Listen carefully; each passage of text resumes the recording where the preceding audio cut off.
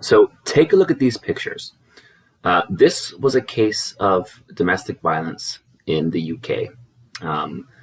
The woman that did this to this man is getting 0 jail time. This is my part 1 reaction to the Vaush debate, where we talked about domestic violence against men in the UK and how feminists are trying to quasi-legalize it.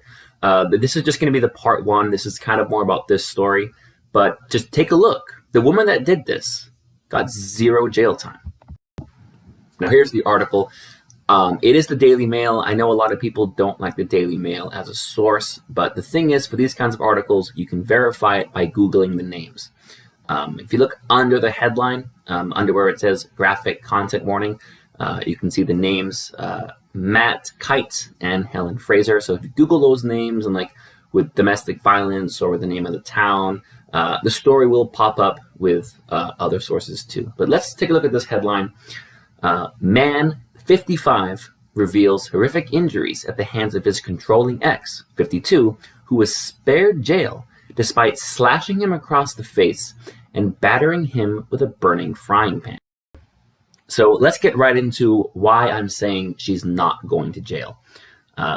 In April, Fraser, 52, was handed a 20-month suspended sentence after admitting wounding with intent at Lewes Crown Court in April. And that's another way to Google this story, put their names in, and then Lewes, for example.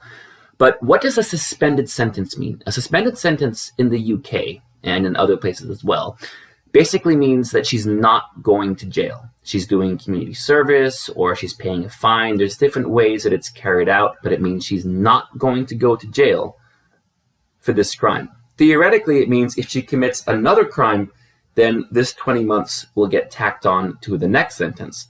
But for this crime, as of now, she is not going to jail. So here is the actual crime, and I'm just going to read the whole thing, starting from the top. Then, one day, in August 2019, Fraser complained about the mess in the house, so Matt went to bed. He says, "The next thing I remember was Helen on top of me, straddling me. Her weight crushed me down. Then I saw a glimmer of silver. She was holding a 6-inch knife. Terrified, I managed to wrestle it out of her hand. Moments later, Fraser stumbled off the bed and ran out of the room. While he was gone, Matt hid the knife in the sock drawer, hoping that would be the end of it. But soon after, Fraser returned clutching a serrated kitchen knife." So twice she did this. So this was definitely premeditated.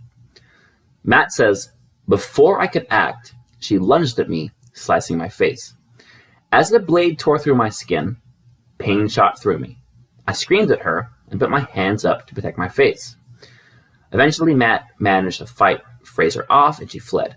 Bizarrely, Fraser returned a few minutes later and apologized, telling Matt she loved him." That's a classic tactic of abusers, apologizing, "Oh, I love you, I'm sorry," and then they just continue with the same behavior as before.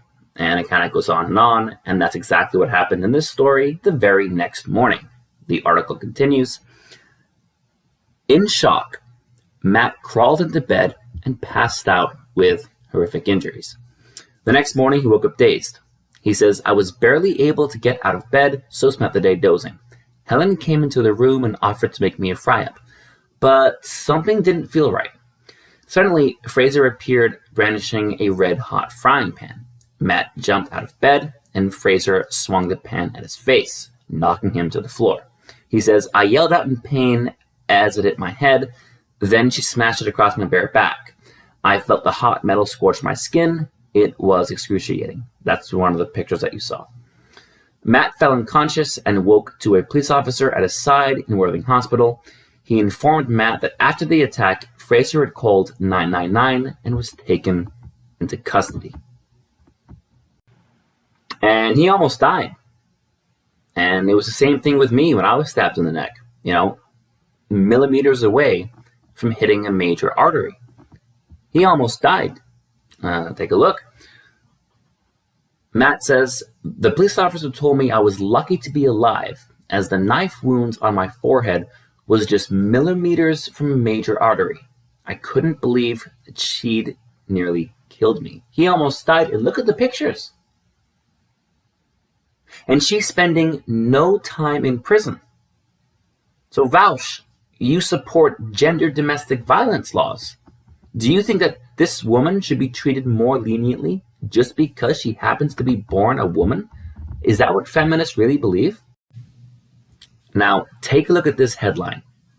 Women will only be jailed for serious crimes, Justice Secretary reveals. Now, I put this in the link below.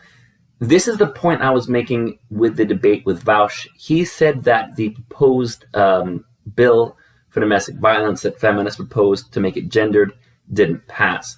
And that's true. But the thing is, this is already an issue because the UK already has a two-tier justice system, which I will acknowledge Vaush did recognize and agree with. But I made this post on Reddit where I explained the two-tier justice system in the UK, where men and women are treated differently under law. And I put a link to that below. Men and women in the UK basically have two different justice systems where women don't go to jail for the majority of crimes just because they're women. And in my opinion, that's pretty scary to have different laws based on how you were born.